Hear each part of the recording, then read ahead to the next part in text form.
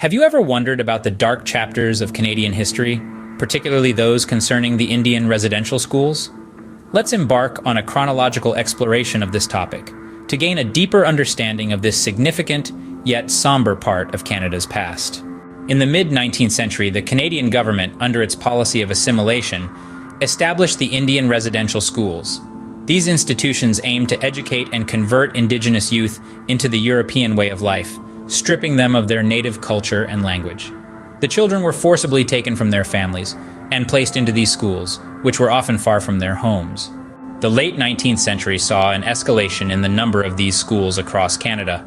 They were run by religious organizations, primarily the Catholic Church, under the supervision of the Department of Indian Affairs. The conditions in these schools were harsh and inhumane. They were run by religious organizations, primarily the Catholic Church, under the supervision of the Department of Indian Affairs. The children were subjected to physical and emotional abuse, and their native languages and practices were strictly forbidden. Fast forward to the 20th century, the horrors of these schools continued unabated. The children were subjected to forced labor, and many suffered from malnutrition and disease due to poor living conditions. The exact number of children who died or went missing during this time remains unknown, but estimates suggest a tragically high number.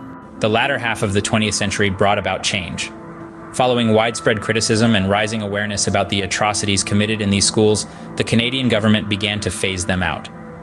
The last Indian residential school finally closed its doors in 1996, marking the end of a dark era.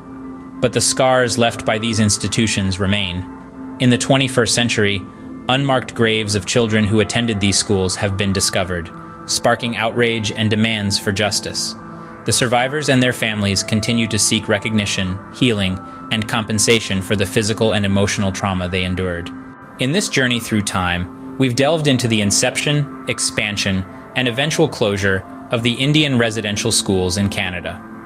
We've looked at the traumatic experiences of the Indigenous children who were forced to attend these institutions, the harsh and inhumane conditions they endured, and the lasting impact on their lives and their communities.